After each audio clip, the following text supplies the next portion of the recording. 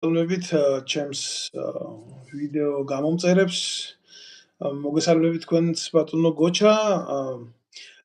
მე დავით ნემსაძე ვარ. ეს ჩემი ვიდეო ბლოგია, ჩემი სტუმარი საქართველოს შეერაღებული ძალების საზღვაო ძალების ყოფილი სარდალი ბატონი გოჩა ვეტრიაკოვია. ჩვენ დღეს ძალიან სპეციფიურ ვიდეო ბლოგში მივიღებთ მონაწილეობას. ეს არის ირან-ამერიკის, თუმცა არა მარტო უკვე ირან-ამერიკის ომი გახლავთ, რეგიონალური სახის ომია, მე ასე ვიტყოდი, მივცემ ამ შეფასებას არ შემეშინდება და აი ამ ატეხილ აურზაურში და ამ ქაოსში ჩვენი ქართული ინტერესების ბედზე და ჩვენი ქვეყნის უსაფრთხოების საკითხებზე ვისაუბრებთ დღეს. მოგესალმებით, ბატონო გოჩა. მოგესალმებით, ბატონო დავით, დიდი ხანია არ გვისაუბრია. ჩვენთვის თავარი არის ჩვენი სამშობლო, ჩვენი ისტორიული სამშობლო, ჩვენ მაინცაც არ უნდა იყოს საქართველოს შვილები ვართ და ჩვენ უნდა ვიფიქროთ მის უსაფრთხოებაზე, მის კეთილდღეობაზე, მის განვითარებაზე პირველ რიგში და რა თქმა უნდა, ყოველთვის ეს უნდა გვახსოვდეს. მოხდა ალბათ ეს საკითხი ადრე თუ გვიან მოსალოდნელი იყო, ვინც ამ პროცესებს ადევნებდა თვალყურს აღმოსავლეთში, სპარსეთის ყურეში, ახლო აღმოსავლეთში, თუ ზოგადად დედამიწის ბურთზე დიდი სახელმწიფოების გეოპოლიტიკური ინტერესი კვეთა, რა თქმა უნდა, ირანთან მიმართებაში არასდროს არ იყო ნეიტრალური. მაგრამ ფაქტია, რომ ახლა დღეს საქართველოში ძალიან რთულია მიიღოს სწორი ინფორმაცია, იმიტომ რომ მოგეხსენებათ თქვენ ჩვენ არ გვყავს ნეიტრალური საზოგადოება, რომელიც თქვათ იზრუნებს არა იმაზე, რომ საზოგადოებას რეალურად შეახედოს არსებით მდგომარეობაში, არამედ დღეს ახლა ჩვენ მივიღეთ ესეთი ხასიათის ტელევიზიები, ესეთი ხასიათის მაუწყებლები თუ პრესა, რომელიც არის პრომიმართული, რა თქმა უნდა, ასეც იქნებოდა, იმიტომ გარდაუვალი იყო ეს. ჩართავთ მაგალითად რუსთავი-ორს და ასე გგონიათ უყურებთ ისრაელის ტელევიზიას. ჩართავთ მაგალითად მთავარ-არხს თუ რაც აქვს ახლა მაგათ სახელები მოვიწყდება მაგამაის, მაგრამ პირდაპირ აწერია აქვს მინდა ვიყო ამერიკის შეერთებული შტატების ინტერესების გამტარი საქართველოში. ხო და მაგათ იმედი აქვს, რომ ეს კონფლიქტი რო დამთავრდება, ვიღაცა ამერიკიდან შეამჩნევს და იტყვის, აუ ეს ის ტელევიზია რა საქართველოს ჩვენ ინტერესებს ვატარებ და მოკლედ რა ერთი სიტყვით პირდაპირ რო ვთქვათ ძალიან რთულია ადამიანმა დაინახოს რაშია საქმე. ქართული ინტერესები რა თქმა უნდა არ არის, როდესაც საკმაოდ სერიოზული ქაოსი მოიტანა ამ ომმა, ჯერ მიუხედავად იმისა, რომ არ დაწყებულა ტოლვილების მასობრივი განშლა ირანიდან, ჩვენ მე ვიტყვი, რომ ჩვენი ტერიტორია ალბათ პირდაპირ არის მოწყვლადი ამ მიმართულებით. აგერ მეზობელ აზერბაიჯანში, მეზობელ თურქეთში უკვე იქ მივიდა სარაკეტო დარტყმები და ეს არის სიგნალური მაჩვენებლები ამ ყველაფრის და ჩვენ ამ დროს ხვდებით, როგორ იცით, ისეთ გამოწვევებში, რომ ერთმანეთს ვაჯახებთ ჩვენ ტერიტორიაზე ირანის, ამერიკის და ისრაელის ინტერესებს და ჩვენ ხვდებით მარიონეტები ამ ომში, როცა არავინ ამ დროს არაფერს არ გვეკითხება.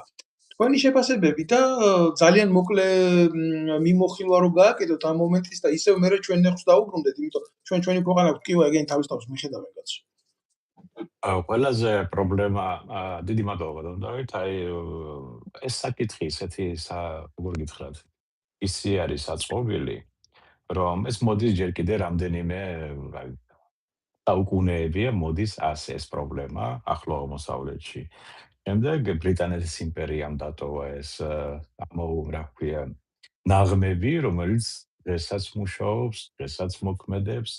თქვა ავიღოთ ინდოეთი, პაკისტანი როგორ შეიქმნა ერთმანეთის დასაბალანსებლად და ბევრი სხვა მიმართულება ისევე როგორც ახლო აღმოსავლეთში და ეს მოქმედებები, რომელებიც მათ გააკეთეს და ჩაატარეს და მოქმედეს, ეს იყო ყველაზე ცუდი, რაც როგორ გითხრათ, ბოლო 40 წლის მანძილზე ფაქტიურად იმის მაგივრად რომ გამოსწორებული იყო, დალაგებული იყო, ცივილიზაცია წინ წაიწია, ინფორმაციის წყაროები გახდა მრავალფეროვანი, მითებზე და ჭორებზე და დეზინფორმაციაზე რო იყო ადრე აგებული ურთიერთობები, შეიძლებოდა უბრალოდ ადვილად გადაამოწოდა, მით უმეტეს დღეს, აგერ ინტერნეტის წყალობით შეგიძლიათ მოძებნოთ ობიექტური ინფორმაცია და არ უყუროთ ტელევიზიას მარტო, ხო? ხო და აქტიურად ამ ინფორმაციის და ციფრული ტექნოლოგიის განვითარების ერაში, როდესაც იგეგმება მარსზე მისიის გაშვება და მთვარეზე ქალაქის აშენება, მომავალი ქარხნების აშენება და ასე შემდეგ, არიან ხელმძღვანელები, გინდა ჩვენთან აგერაკეთ ამერიკაში, გინდა ისრაელში, გინდა ირანში და გინდა საერთოდ აი სამყარო ავიღოთ, რუსეთიც ავიღოთ, ჩინეთიც ავიღოთ, ისინი ცხოვრობენ გააძლებით წარსულში ჩარჩენილი სტერეოტიპებით. და ამის შეცვლა არ უნდათ. ამის უკან კიდე იმალება ისე, რომ ამ სტერეოტიპებს ამოფხარებულები უბრალოდ ძარცვავენ საკუთარ ხალხს. ცხოვრობენ მათ ხარჯზე და როიტყვიან ეს სამყარო ძველია, არაფერი შეცვლილა ამ საუკუნეების მანძილზე. მაგრამ არის ახალი თაობა, ახალგაზრდა თაობა, ინტერნეტის თაობა, რომელსაც ეს არ უნდა. არც ეს ომი უნდა, არც ეს დაპირისპირება, ძალიან კარგად ხედავენ მსოფლიო როგორ არის მოწყობილი, აგერ 2 მილიონი ირანელი ცხოვრობს აქ, განსაკუთრებით წყნარი ოკეანის დასავლეთ სანაპიროზე ყველაზე წარმატებული და წამყვანი ბიზნესმენები ირანელები არიან. და მშვენივრად ცხოვრობენ ებრაელებთანაც და არავითარი პრობლემა არ აქვს არავისთან საერთოდ. და პროგრესულად მოაზროვნე ადამიანები არიან. შესაბამისად, რატო არ შეიძლება რომ ეს იყოს იქით, ესაც ხო? შეიძლება იყოს უბრალოდ ადამიანები, რომლებიც ამაზე ხელს ითმობენ, ზოგი იარაღს ყიდის, ზოგი ამუნიციას, ზოგი ყლებს და სხვადასხვა ასე ვთქვათ ესე ბენეფიტებს იღებს, მათ არ უნდათ ამის დათმობა. და შესაბამისად ხდება ის, რაც ხდება დღეს. ერთი გაიძახის უნდა მოკვდეს მეორე, რათა გაამართლოს თავისი ყოფნა თავის სკამზე.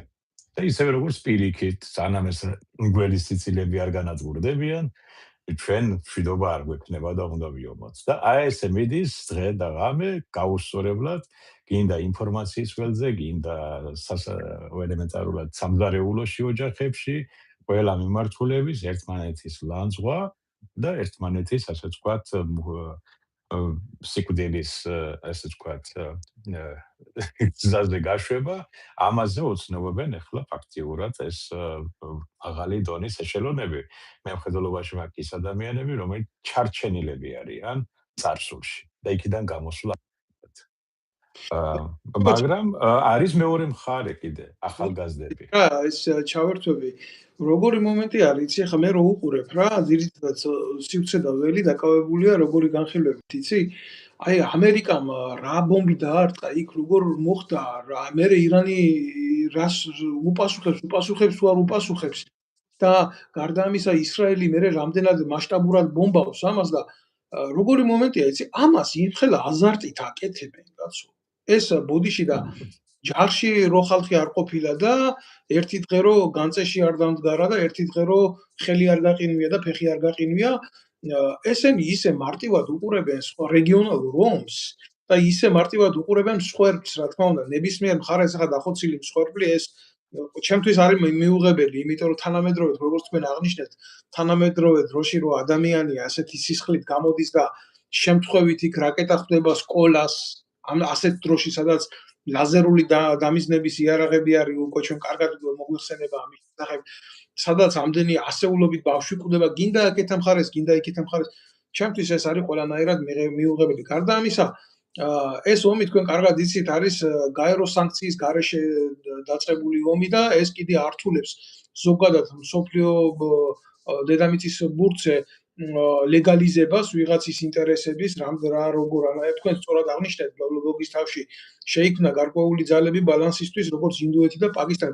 პაკისტანი არის ატომური იარაღის მატარებელი ქვეყანა როგორც ინდოეთი და ასეთი მისწრაფებები ქონდა აქ ირანს და ყოველ შემთხვევაში ცდილობდა ატომური იარაღის შექმნას და ამ ბრიყვებს ახლა სხვა სიღრმეში წაგვიყვანს ეს დიალოგი, მაგრამ იცით ყველაზე მეტად რა, აი მაცოფებს პირდაპირ ვიტყვი რა, უხარიათ რომ ატომური იარაღის საწარმო ქარხანას დაარტყამენ მიწის ქვეშ, ეს უხარიათ საქართველოში ამ ბრიყვებს ამდეს ჯერ კარგად გათვითცნობიერებული არ აქვს რა არის მასობრივი დაზიანების იარაღი, ზოგადად მეორე ალბათ არიციან რომ იქ თუ რამე დაზიანდა, თუნდაც ბინზური ხასიათით რომ იყოს შექმნილი ეს ატომური იარაღი, იქიდან გაჟონილი ნებისმიერ რადიოაქტიული ნივთიერება შეიძლება ხვალ რადიოაქტიურ წვიმად და თოვლად მოგვივიდეს თბილისში კაცო.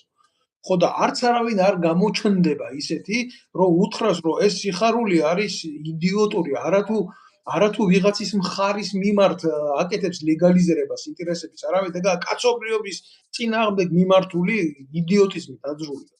აი მართალია ბრძანდებით ბატონო დავით, აი ახლა უყურეთ, აი რო აიღოთ ცალ-ცალკე რომ მოусმინოთ ინდა ირანის, ინდა ისრაელის მხარეს, აი ცალ-ცალკე რო აი მოусმინოთ პირადად, ნახავთ რომ თვითქოს შეგეცმევათ სამერძილება, თვითქოს ადამიანები თავის თავს იცავენ და რას ვერჩით ამას, აგერ მეორე მხარეა დამნაშავე.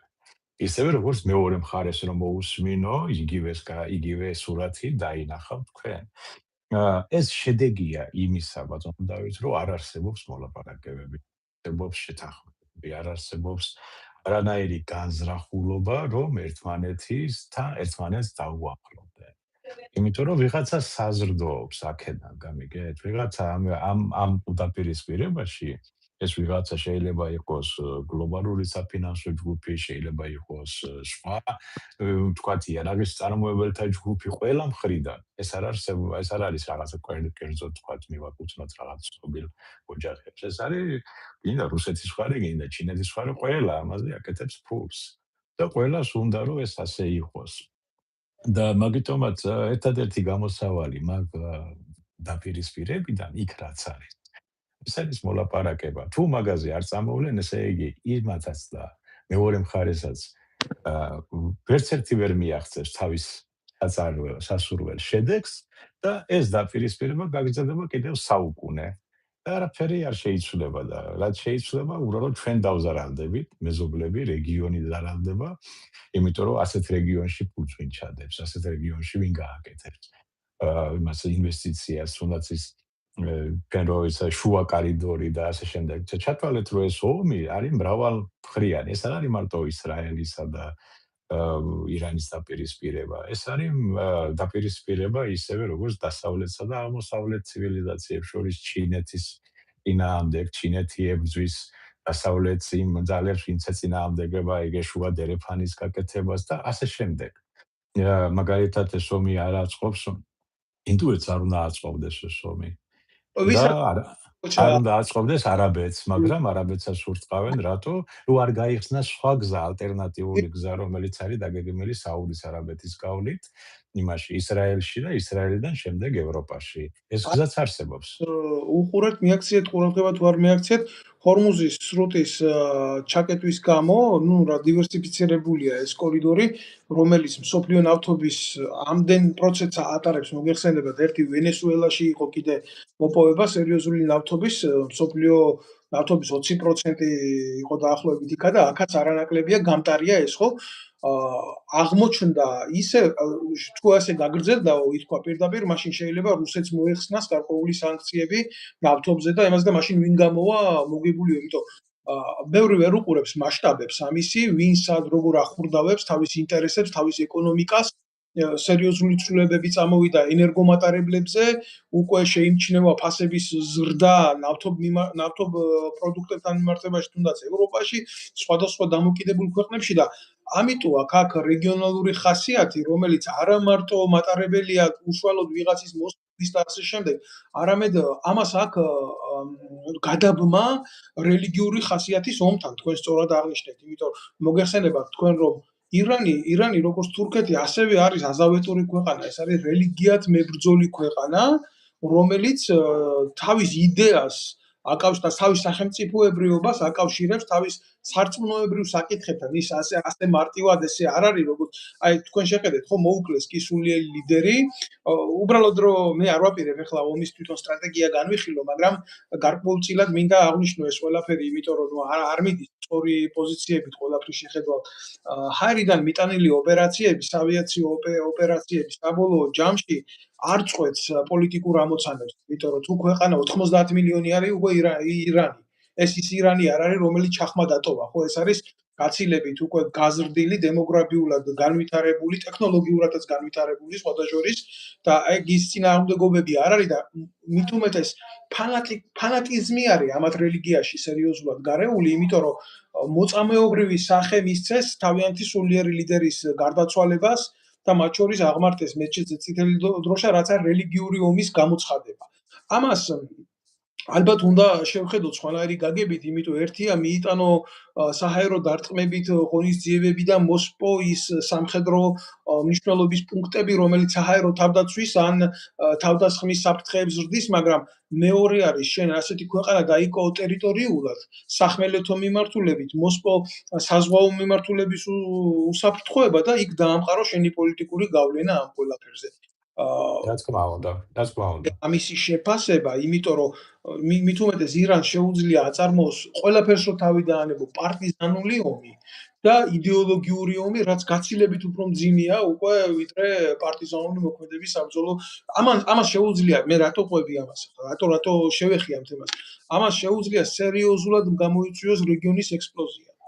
და ძალიან რთულ რაღაცაში შეიძლება აღმოჩნდეთ ჩვენ და აი რამინდა თქვენ გკითხოთ რას აი ესეთ ვითარებაში ჩვენ უყურებთ ტაში ბიჭო გიორგუნას ცეკვებს აი რასაც ვერ ვიტან რა ანუ ამ ფემინური ჯგუფებისგან ირანის საელჩოს წინ მაგალითად როდესაც ირანმა სულ რაღაცა გუშინ წინ დაბომბა აზერბაიჯანი რომელიც მისი რელიგიური მიმართულების ქვეყანაა კაცო ისინი არიან მოკავშირე ქვეყნები მაგრამ არ შეხედა ამას დაბომბა ჩვენ შევხედეთ რომ სიგნალი გამოიწვია დრონებით მიიტანა იერიში ასევე ინჯერლიყის საბრძოლო ბაზაზე თურქეთში გაგზავნა ბალისტიკური რაკეტა ჩვენ ვინა ვართ ბატონო გოჩა რა პოტენციალით შეგვიძლია გავაკეთოთ საჰაერო თავდაცვის უზრუნველყოფა ამ შემთხვევაში და რატო ვაკეთებთ ასეთ პოლიტიკურ აღშფოთებებს და რატო ვიქცევთ ზედმეტ ყურადღებას ამ ომში? აი აქეთკენ რო გადავიტანოთ ეს საუბარი ჩემი. ეს არის ახლა თქვენაც ბრძანეთ, მე ახლა თქვენგან გავიგეთ ირანის წინ ეჭოს წინ რაღაც ეკო თამაში თუ რაღაცა რაც ეკო ეს არის უთითრობა და უადგილობა და მავნებლობა, მეტი არაფერი. იმიტომ რომ კი შეიძლება ადამიანს ჰქონდეს აზრი რაღაცა რაღაც შეხედულება ჰქონდეს, მაგრამ ეს არ უნდა ცდებოდეს, ასე ვთქვათ, შენ არ უნდა აზიანებდე და შენ არ უნდა ქილიკობდე მეზობელი ქვეყნის მნიშვნელობა არა. მოგწონს არ მოგწონს ის ქვეყანა, მისი წყობა და მისი მიმართულება პოლიტიკა თუ არა. ჩვენ უნდა მაქსიმალურად დიპლომატიურობა უნდა დარჩეს. საქართველოს არ არის იმ პოზიციაში, რომ ეხლა ვიღაცას გაეჭიროს. საერთოდ. სარასოდეს ვიყავით მე-12 საუკუნის მერე ალბათ. ხო, დავით აღმაშენებლის და თამარ მეფის მერე. ხო, და შესაბამისად იმის მაგივრად, რომ ჩვენ ცოტა, ასე ვთქვათ, ჭკვიანურად მოვიქცეთ, მაქსიმალურად ნეიტრალურად უნდა დავრჩეთ და ვიფიქროთ ჩვენი თავდაცვის უნარიანობაზე, ჩვენ სასურსათო და ენერგოუსაფრთხოებაზე, ჩვენი დემოგრაფიულ მდგომარეობაზე და იმ სხვა პრობლემებზე, ეკონომიკაზე და ასე შემდეგ, აი ამაზე უნდა იყოს კონცენტრირებული საქართველო. და ჩვენ თავდაცვაზე პრაგმატული მუშაობა უნდა. ყველა მიმართულებით და მე მაგალითად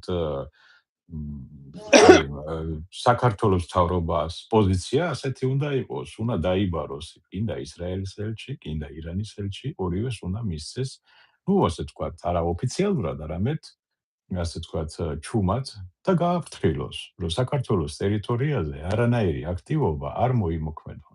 და აქ ჩვენთან ბატონო გოჩა ესე არ ხდება, იმიტომ ჯერ ერთი ისრაელის ელჩი გამოდის და ცალკეებებს აკეთებს. ყველაზე მეტად ჩემთვის რა არის ცი მიუღებელია, რომ უნდა ითქვას ახლა ეს ყველაფერი დავინახოთ.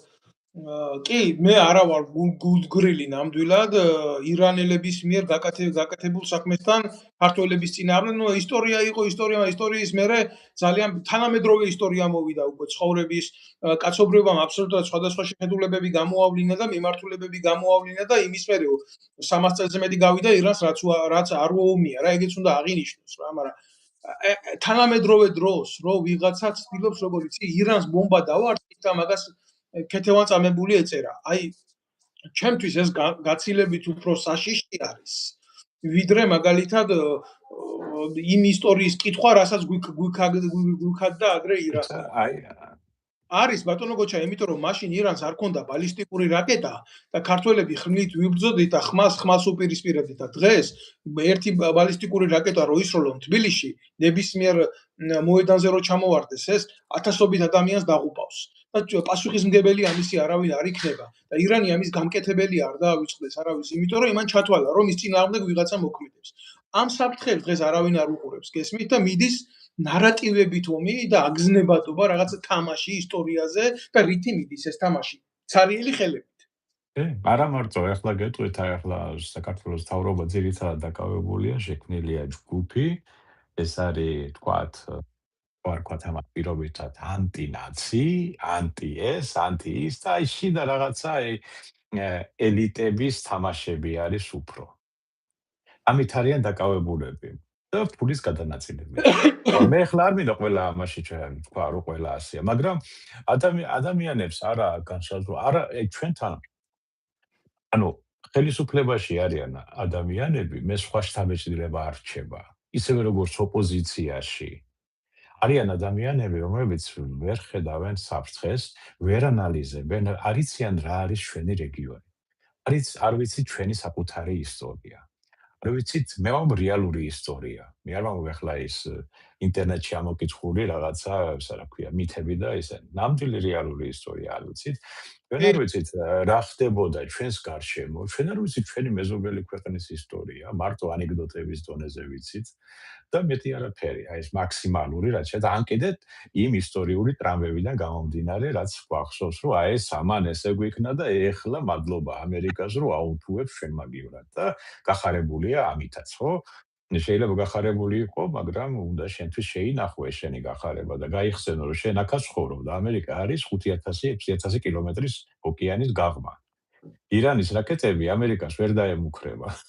ჩვენ თავისუფლად მოგვივლია, როცა ჩვენ არ გაგვაჩნია არც თავდაცვის სისტემა, არც უსაფრთხოების სისტემა, არც არაერთი მკვეთრად გამოკვეთილი პოლიტიკა.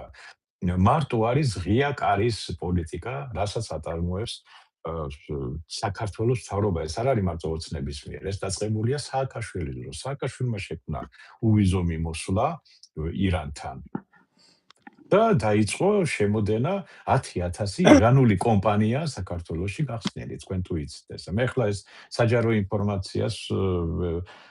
ინფორმაციას ვამბობ, ეს რაც განაცხადეს ჩემთვის, ასე ვთქვათ, პატრიცემულმა ადამიანებმა ეხლა მემარცხენეები ისინი აცხადებენ ამას ყოველდღიურად. 10000 კომპანია, ვინმე დააკვირდა, ეს ის არის შექმნილი. ერთი წუთი რა, მაგი კიდე ცალკე საკითხი არის, მაგ ფერეიდნელი ქართველების სახით რამდენი აგენტი შემოვიდა საქართველოში და რა ვერ გააკეთა საქართველოს უშიშროების სამსახურმა, მაგაზე ცალკე დავამატებ მე ჩემ ინფორმაციას, მაგრამ ერთ მოკლე შეკითხვას გეტყვით აგერ.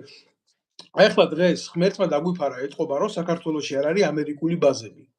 თორე ერთი ბაზაც რო იყოს ამერიკული საქართველოში, მე ვფიქრობ, რომ 100%-ით იქ ერთი ბალისტიკური რაკეტა აუცილებლად წამოვიდოდა რა. რა თქმა უნდა, ესე იგი, არა მარტო ბალისტიკური, არ არის გამორიცხული, რომ ახლა ახლა მიდის ეკონომიკური ინფრასტრუქტურის განადგურება. ორივე მხარეზე. ერთი, რასაც მისწვდება იმას ანადგურებს, მეორე უნადგურებს ადგილზე, ხო, იქ რასაც უყურებთ ახლა რეალურ დროში. მაგრამ ბაქოს უბსა, ბაქო-ჯეიხანი ეს ინფრასტრუქტურა ასევე დასავლეთის არის, ხო? კი, ერთ-ერთი ასე ვთქვათ, მილსადენში 10% უკავია მარტო ირანს, მაგრამ სიმბოლურად ის დაარტყავს, შეიძლება დაარტყას და საკმარისია, ხო? მაგიტომაც ჩვენ უკვე მოწყვლად მდგომარეობაში ვართ. ეს ნებისმიერ შემთხვევაში აგერ იმხელა ტერმინალი გვაქვს უბსაში, რა პრობლემა არის, რომ დაარტყა. სადაც ვინ დაზიანდება, ევროპა დაზიანდება, ისევე ამერიკის ინტერესი ალბათ არ ვიცი, ნავთობებისაც მიაქვს მოკლედ რო თქვა. ხო, დაზიანდება ასევე შევრონი, რომელსაც ეს ნავთობი გააქვს ამ ტრუბით, ხო? და ის რა ქვია, მილსადენიც და ასევე სხვადასხვა ის დასავლური კომპანიები, ანუ ჩვენი მათი პოტენციალური სამიზნე ხდება ბათუმის ნავთობტერმინალი, სუფსის ნავთობტერმინალი, ასევე ის სადგურები, რომელიც აკონტროლებენ მილსადენის ფუნქციონირებას, წნევას და ასე შემდეგ. და ეს მთელ პერიმეტრზე ნებისმიერ ადგილზე ეს არ არის მარტო რაღაცა ერთ ადგილზე მოარტყა. ეს იქნება უფრო ჩემის აზრით ეს იქნება სუფსა ან მის ტერმინალი, რომელშიც ახლა კი არიან ყაზახებს უკავიათ ის, მაგრამ ისინიც ვიღაცის ნავთობს ეზიდებიან და გადაწვირთავენ, ხო? ეს ვიღაცა ვინ იქნება? ეს იქნება დასავლური ქვეყნები, ან ამერიკა, ან ბრიტანეთი, ან საფრანგეთი, ან იტალია. და მაგიტომაც ჩვენ რას ვაკეთებთ ამ შემთხვევაში? ჩვენ არაფერი არ გაგვაჩნია, ბატონო დავით. იცით რა არის? აი ჩვენ რასაც საუბრობთ, ეს პროგნოზირებადი იყო და პროგნოზირებულიც კი იყო, რომ ეს დაპირისპირება, ეს სცენარები უნდა მომხდარიყო.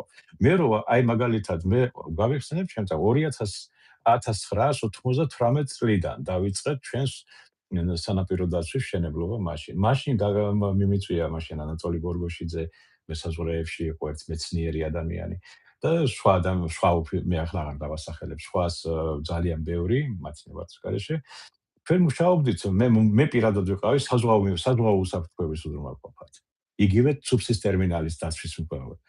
ეს ჩემი პროექტი და ის იყო, რა ქვია, ტექნიკური დავალება, როგორ უნდა მომხდარიყო ამ ტერმინალების დაცვა ზღვის მხრიდან.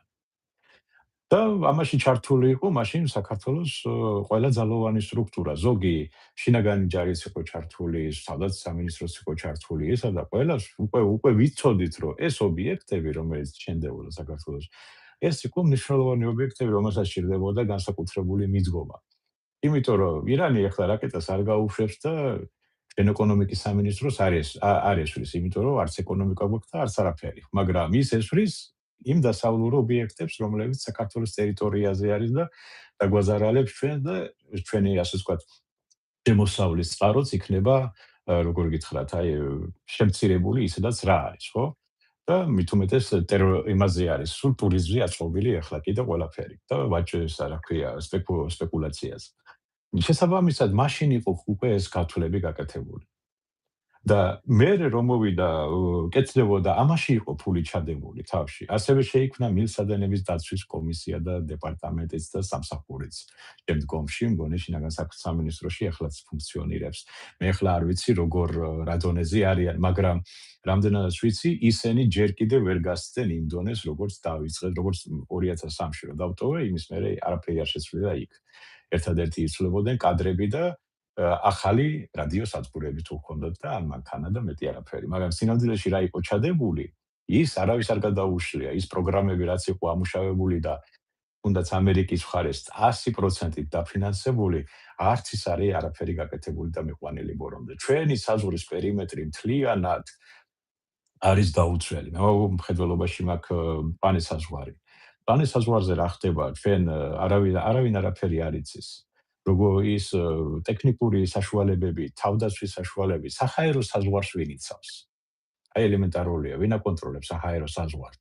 რომ უკანონოდ არ მოხდეს გადმოკვეთა, იგივე დრონი არ შემოფრინდეს. თუ გაგვაჩნია ჩვენ დრონების საწინააღმდეგო ქვედანაყოფი, ან რაღაცა ჯგუფი და ან ჩვენ თუ გაგვაჩნია დრონების საწინააღმდეგო შეიარაღება, ის მარტივი შეიარაღება უნდა, იმას არ უნდა მილიონიანი რაკეტა. ხო და ან ჩვენ თუ ყავს ექსპეციალისტები საქართველოში საერთოდ, თუ არა ყავს, მაშინ უნდა ჩამოვიყვანოთ ჩვენ ქართული ლეგიონს თხოვოთ და ჩამოვიყვანოთ საქართველოში ჩვენი ისინი მაგის სპეციალისტები. მოგუჭედით, მოდიშთ ხა მე არ ვიცი ხა რა შეიცვალა იმის შემდეგ, რაც მე წამოვედი უბრალოდ გამომაგდო პოლიტიკური დევნით თინა ხიდაშენმა საქართველოს შეიარაღებული ძალებიდან. და მაგას კიდე დაუბრუნდები, მაგრამ საქართველოს ნამდვილად ყავს კარგი საჰაერო თავდაცვის სპეციალისტები. ყავს. მაგრამ რაც შეეხება ტექნიკურ საშუალებებს შეიარაღებას, ნამდვილად არის ამასთან ეგ არ არის ახლა ახალი ამბავი და არც საიდუმლო ინფორმაციის გათქმა არ არის, იმიტომ რომ არსებობა ქვეყანაში საჰაერო თავდაცვის ბადის ეს არის ძალიან სერიოზული პრეტენზია. და ძალიან დიდ ხარჯებთან დაკავშირებული სიამოვნება, მაგრამ ბევრი რო იტყვის, რომ იცი რა, საზღვაო ძალები მაგალითად ძვირი შესანახია, ავიაცია ძვირი შესანახია. ძვირია საჰაერო თავდაცვა, მაშინ ძვირია თავისუფლება, ძმაო. მაშინ უიქნები. აი, მაგაზე ვიტყოდი. ნახავს საკუთარ არმიას, მას მოუწევს ოკუპანტის არმიის შენახვა, სწორი გამონათქვამი. კი. აი მე ახლა ყოველთვის მქონდა მაგის საწინააღმდეგოდ ერთი რამე. ავიაცია რა არის? ავიაცია საჰაერო თავდაცვა. რატო არის ძვირის შესანახი? არავითარი ძვირი არ არის. მაგალითად ვამბობ. მე ზღვაზე ვიტყვი, აი საჰაეროს არ ვიტყვი, საჰაერო ძალების სპეციალისტებმა იცოდეთ თქვა. ზღვაზე უკონტროლობის და განუკითხაობის გამო საქართველოს კარგავს და ეხლა უკვე სადღაც $2 მილიარდზე მეტს. ყოველწლიურად. არჩევია რომ შექმნა სტრუქტურა, რომელიც ამ ყველაფერს არა გააკონტროლებს და მოაქცევს ჩარჩოებში და შეინარჩუნებ 1.5 მილიარდს მაინც. და რა უნდა დახარჯო მაგაზე? სულ საქართველოს საზღვაო ძალებს მაშინ პროგრამი კი არ სჭირდებოდა. ან გინდა სანაპიროდაც რო ავიღოთ ახლა, რომელიცაც არაპროფესიონალები მართავდნენ თავიდანვე, არც ერთი მეზღვაური არ იყო. არც ერთ წარმოდგენა არ აქვს ზღვა რა არის. აი ესეთი ადამიანებს რო დანიშნავ მანდა ყოფილ გამომძიებლებს, შეიძლება კაი ბიჭები არიან სადღაც სახლებში და იმაში და რა უნდა იმას ზღვაზე. ხო? ელემენტარულია, ესე იგი მიდგომა არ არის, არავის არ სჭირდებოდა. არ შეიძლება დახარჯო 100 მილიონი შექმნა საზღვაო ინფრასტრუქტურა ისეთი, რომ შენ ის ფული არ მოგპარონ. მე და ჩვენ შვილებს და იმას, ვინც საქართველოში არის, არ მოგპარონ ეს ფული. ახლა ერთი არის ანუ აი გაძარცვეს მაგალითად, არავინ არაფერში არ გადის, აი ეს საკითხი არის ეს ფინანსური მოგების და ფინანსური კეთილდღეობის საკითხი, მაგრამ სხვა კიდე უსაფრთხოების საკითხი. ჩვენ გვაქვს ჩვენ ტერიტორიის დაცვის ეს კონსტიტუციის და ნებისმიერ მომენტში შეიძლება ზღვიდან საფრთხე გახდეს, გინდა ტერორისტული, გინდა კონტერორისტული, გინდა ნარკობიზნესის. ჩვენი ტერიტორია ფაქტიურად, ახლა მე რას გასწავლით, თქვენ ზღვის სპეციალისტი ხართ. სრულებით გაუკონტროლებადი რაღაცა კატარღებზე დაფუძნებული ისა რა ქვია ვითომ უსაფრთხოების სისტემა, რომელიც ნებისმიერ გამოწვევას ვერ პასუხობს. და კარტებული ნარკობარონი რო დაუჯდეთ, ამათ თელ ეგრეთ წოდებულ იმას ჩაუძირავთ, რაც არის. ბატონ დავით, ახლა გეტყვით, მე ახლა შეიძლება სხვა არა, მაგრამ ეს ნამდვილად კარგად ვიცი, რომ ჩვენი მეზღვაურები კატარღებზე ვინც არიან ეს ადამიანები, ნამდვილი მეზღვაურები ხედველობაში მყავს. კატარღების მეთაურებიც და ისინი ძალიან კარგი ოფიცრები არიან, კაი მოსამსახურეები არიან. შესაძლებლობები რომ მიეცეთ და შესაბამისი, ასე ვთქვათ, გაწვრთნა რო ჩაუტარდეთ, არა? ისევე როგორც ნებისმიერ სფეროში, ისინი თავის სიმაღლეზე დადგებიან სწრაფად. მაგრამ როცა ხელმძღვანელობა არის ბოდიში და ტუპოი, აი ესეთი აი როგორ რუსული სიტყვა უხდება რა. რა ქვია, იდიოტი, ასე ვთქვათ, დავარქვათ. ანაირად მე ეს ხა შეურაცხყოფად მიიღებენ, მე მხრობენ პროფესიონალური იდიოტიზმით რო არიან დაკავებულები. ან ჩარჩენილები არიან სადღაცას 80-იან წლებში, თავისი ტვინით და აზროვნებით, ეს ადამიანები ვერ შლიან, ასე ვთქვათ. აი მაგალითად რო ნებისმიერი სტრუქტურა აიღეთ საქართველოში, გინდა პოლიციაში, გინდა იუსტიციის სამინისტროში, გინდა სხვადასხვა სამინისტროში, მუშა რგოლი რაც არის, იქ მეტნაკლებად ასე თუ ისე გამოცდილი ადამიანები არიან. მეტნაკლებად, ზოგმა წლებით მიიღო ეს გამოცდილება, ზოგმა განათლებითაც და ასე შემდეგ. მაგრამ არის პოლიტიკური ვერხუშკა, ასე ვთქვათ რა, სიმაღლეზე რომელიც განან დაწყებული, ვთქვათ, მაღალი დონის მინისტრებიდან და რომელიც არიან არაპროფესიონალი, რომელმაც არიციან რას მართავენ. არიციან ქვეყანა რა არის. საზღვარი რა არის? აი ახლა უბრალოდ აი ახლა თქვენ რო ადრე დაურეკოთ, აბა მითხარი, საზღვრის განმარტება მომეცით, აბა მითხარი. და იმასაც ვერ გეტყვით, სად წაიკითხო. აი ელემენტარულს გეუბნებით, ახლა მე როგორც ნებისმიერ მათემატიკას რო აიღებთ და იქ არის თეორია, აქსიომა. არიციან ეს რა არის? საზღვრის განმარტება და რა არის უსაფრთხოება, რო შეეკითხოთ, მაგას პასუხს ვერავინ ვერ მოგცემთ. ვერც მოგცემენ, იმიტომ რომ ნახა, არიციან. მე ახლა ელემენტარულიდან იწყება ყველაფერი, ბატონო დავით.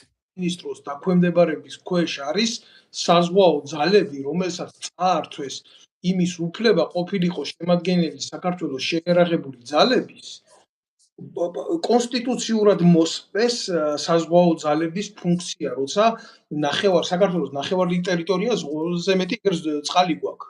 და შეუერთეს პოლიციის დასაცავი ყოფილა თურმე ქართული საზღვაო სისტემა. და ესე იგი ვიღაცა გეკუნა გელაძე მართავს ამ პოლიციას, რომელიც კუდის ყოფილი ოფიცერი იყო, ამას იმიტომ ვამბობ, რომ რა ვიცი, ეს ხელისუფლება რომ მოვიდა, ლამის ნაცისტური გერმანიასავით გაასამართლა წინა ხელისუფლების სადაზვერო უწყებები და ისეთი სისტემები, რომელიც გესტაპოსავით აწოლებდა, ხას მართლაც ასე იყო, კაცო, მაგრამ იქ რეალური სახი არ დაიდო მათი გასამართლების და მათი განსჯის და სამართლებრივი შეფასება არ მიეცათ. და შინაგან საქმეთა მინისტრატურის ეს ტიპი. და კაცს ქვია გეკუნა გელაძე, რომელსაც აქვს 9 მანქანა, 7 სახლი, 50 მიწის ნაკვეთი, არის საოცრად მდიდარი ადამიანი და შედის იმ კონგლომერატში, როგორც ირანში, როგორც რუსეთში, როგორც სხვა ავტოკრატიულ ქვეყნებში დაწინაურებული ქურუმთა კასტა, რომელიც საკუთარი ხალხის კისერზე აგროვებს ქონება და რეალობაა ეს და არა ბატონო დავით, ქურუმთა კასტას ვერ ვიტყოდი, ესენი არიან აი თავხედი ქურდმაცაცები. კი ბატონო. რომელიც ჩვენ პარამ ქურუმებს კიდე რაღაცა გააჩნდათ, მაინცოდნა რაღაცა. მაგრამ სამწუხაროდ ესეთი ესე არის, ყველა მიმართულებით ასეა. ჩვენ საუბრობთ ახლა აი უკრაინაზე დაკვირვებით რო ავიღოთ. რატო არ იქნება ამერიკის სახმელეთო ოპერაცია წარმატებული ირანში? იმიტომ არ იქნება, რომ ამერიკის ჯარი არ არის მზად იმ ტიპის ომისთან უკვე რაც დახვდებათ ადგილზე. და ეს იქნება ის ტიპის ომი, მე ახლა არ მგონია, რომ თლად ისე იქნება, მაგრამ ეს იქნება ისეთივე ომი, როგორც ახლა უკრაინასა და რუსეთს შორის არის. და ამ ტიპის ომისთვის ამერიკის არც სარდლობას, არც ოფიცრებს, არც არავის არადანი გამოცდილება არ გააჩნიათ. იმიტომ რომ მარეობა არის ის მზად თქვა ამერიკაში, რომ ამხელა დანაკარგი კონდეს შეერაღებულ ძალებს, კიდე სენატი ეხლა მე არ ვიცი ახლა რა არის, მე არა ბატონო დავით, მაგრამ მე ვფიქრობ, რომ ეს იყო გადაწყვეტილება მიღებული ამ დარწმუნების განხორციელებაზე და ამ ომის წამოწყებაზე, ეს არ იყო პენტაგონის გადაწყვეტილება.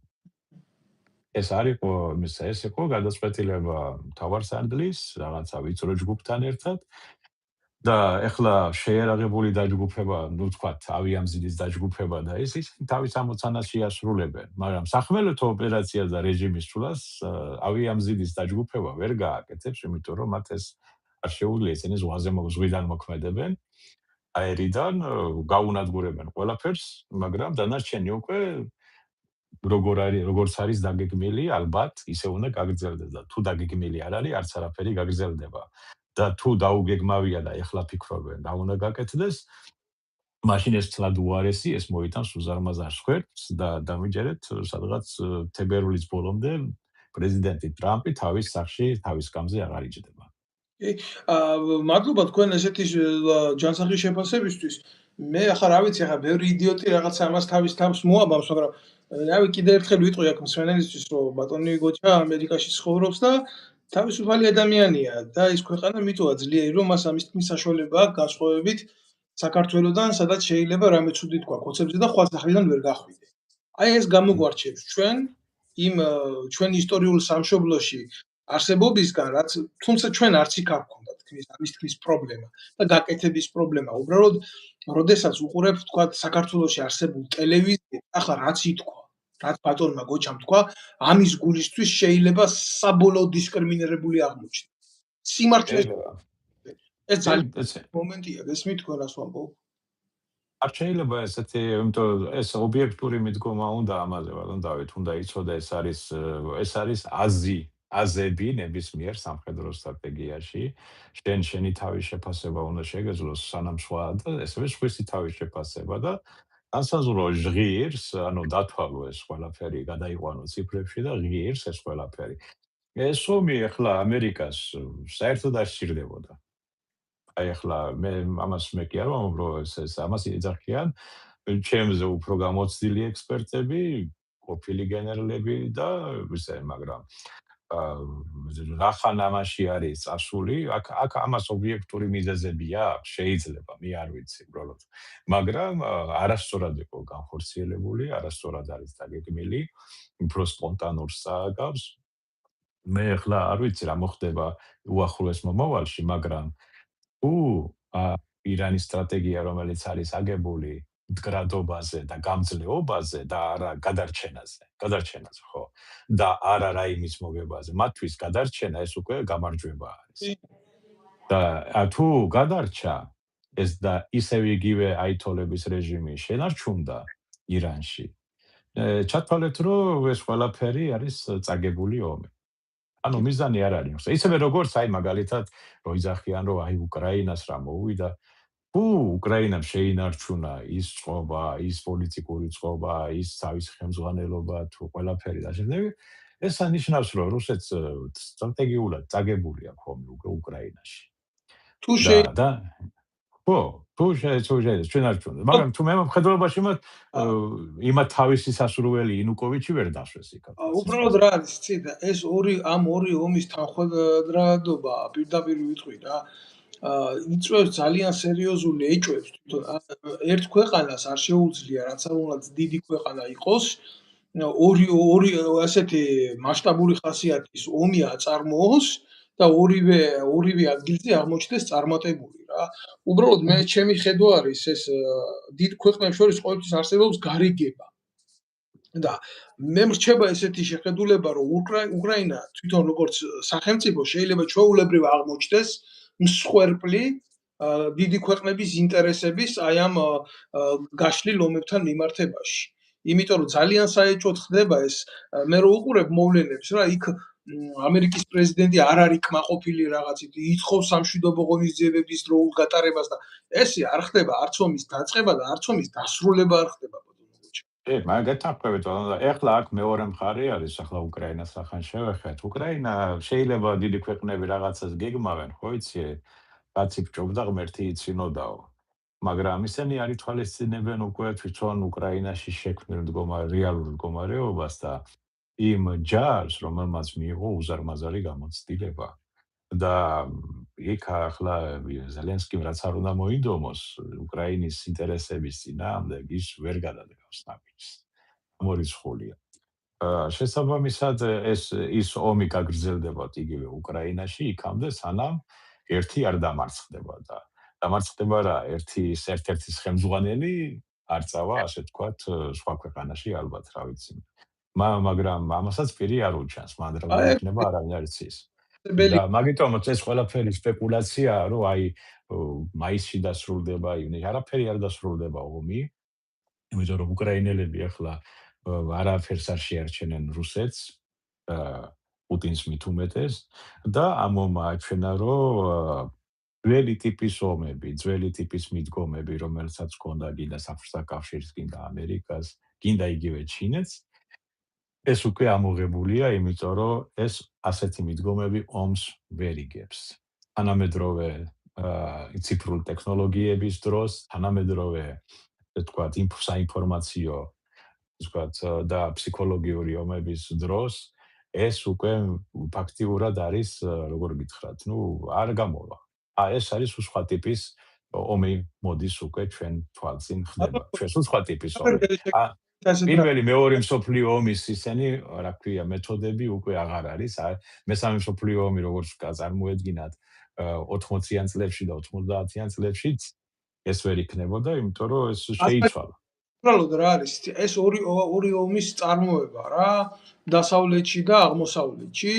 თუ შეიძლება ეს ჩვეულებრივ გამოდგეს არა დაძაბულობის რაღაც ახალი არა ინტერესთა გაცვლის და ვაჭრობის საგნად. ახლა გამორიცხავთ თქვენ ამას მაგალითად ამერიკამ დაუთმოს რუსეთს თავისი ინტერესები უკრაინაში, ახლა თქვათ ირანთან მიმართებაში. ახლა გეტყვით მაგაზეც გეტყვით. კი არა, კი, თავისუფლად ეს ნორმალური არის, ისევე როგორც მაგალითად ისრაელმა ივაჭრა ქართული ინტერესებით რუსეთთან 2008 წელს, ესაც ფაქტი არის, ხო? დაკავშირებით უფრო სიღრმისეულად რომ არაფერი, უბრალოდ გაგვკვირდეს თქებივით, მერტი არაფერი.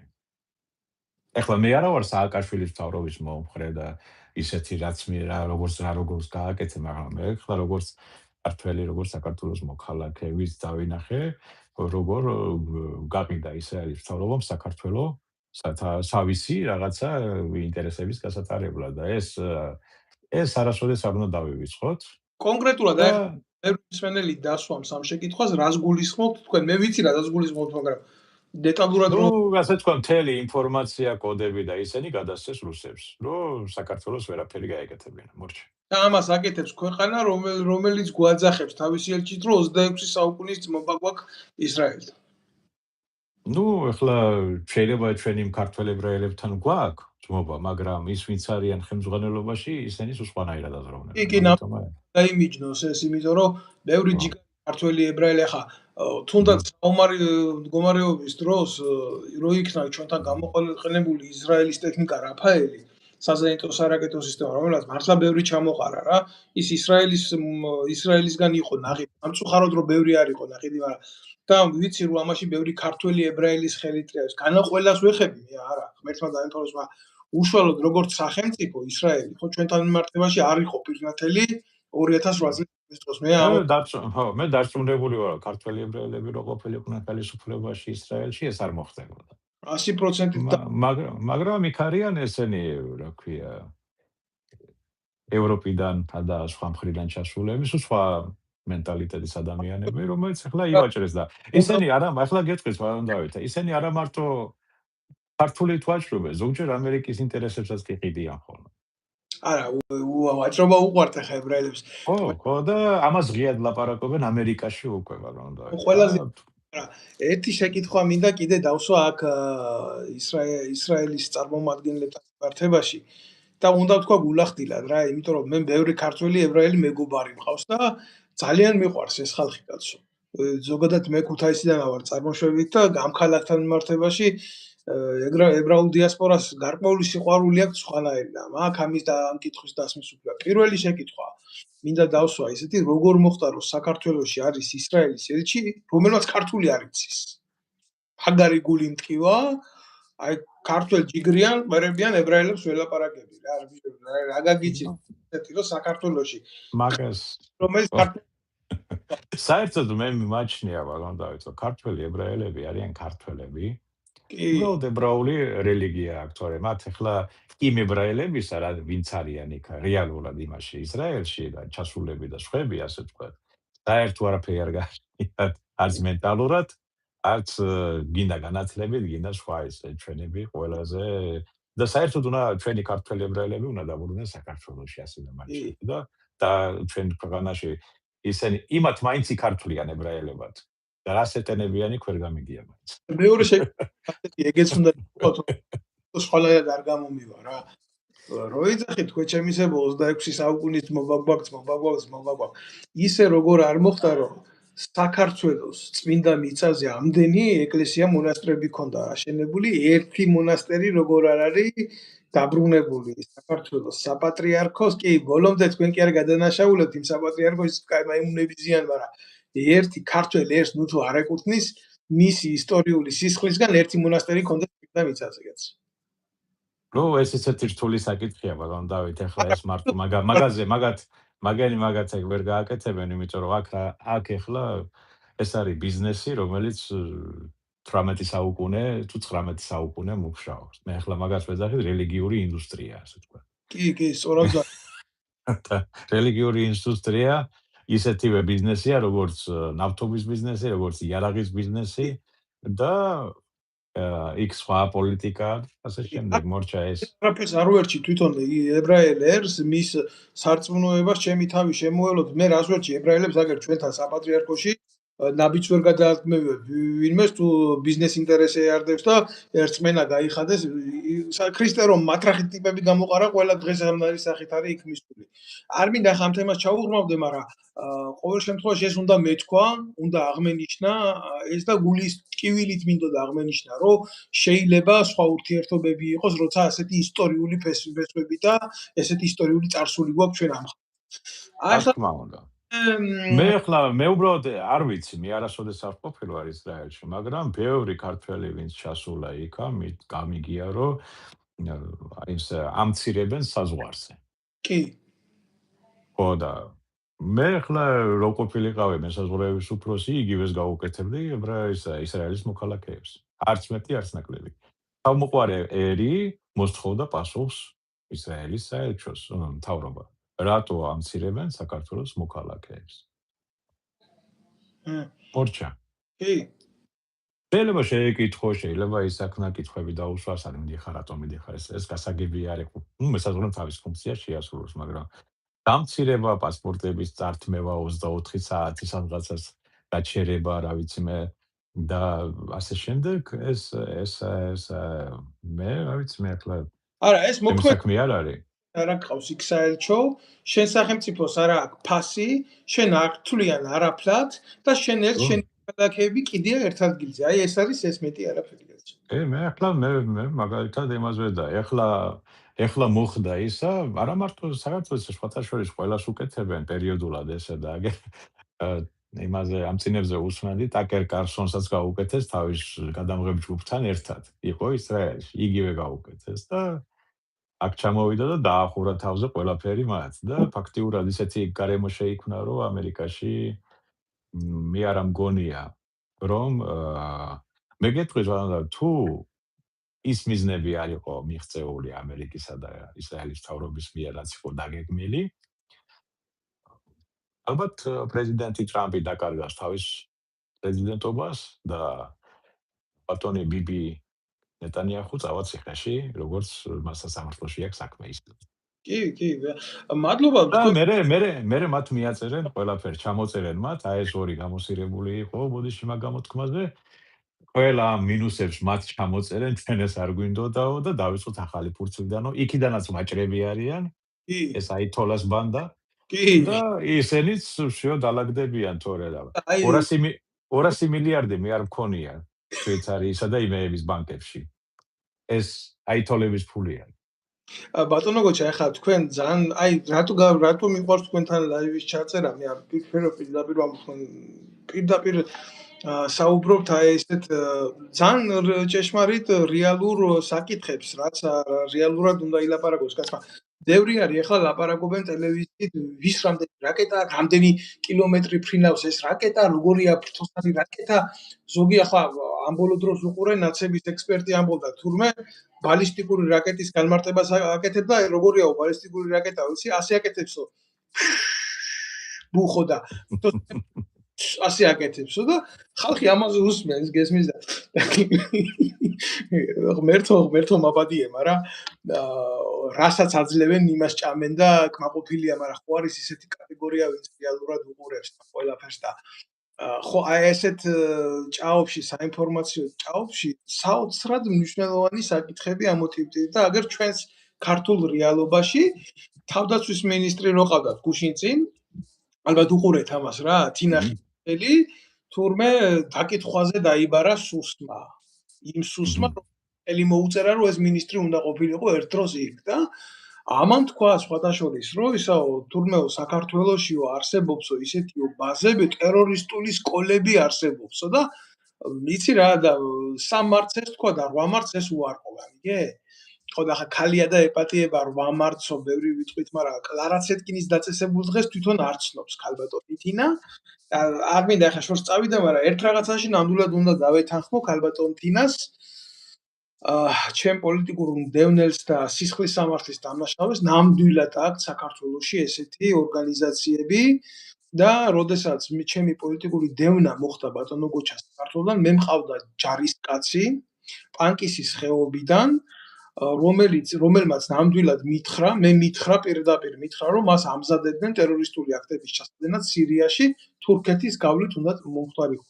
მე განვაცხადე ეს ამბავი, დედას ვფიცა ვარ, ამაზე სისხლის სამართლის საქმეა, კაცო, აღძრული და დღეს თქვენთან ერთად რო იმყოფება, თქვენთან ერთად რა, თქვენთან რო იმყოფება ამერიკაში, ასე ვიტყვი რა, ის შაიშმელაშვილი, ის გარკვეული ადამიანები ამ ტიპს დაესხნენ თავზე და მეორე დღეს ეს ჩემი ჯარისკაცი ჩემ დაქვემდებარებაში ყოფი, ჩემი დაკითხვის გარეშე ნახე გაშვებული ჩემი ქვედანაყოფიდან ესეთი რაღაცა არ ხდება, რომ იცოდეს სამოქალაქო საზოგადოება მეთაური წვეთს, ვინ უნდა წავიდეს შვებულებაში ქვედანაყოფიდან და ვინ არა.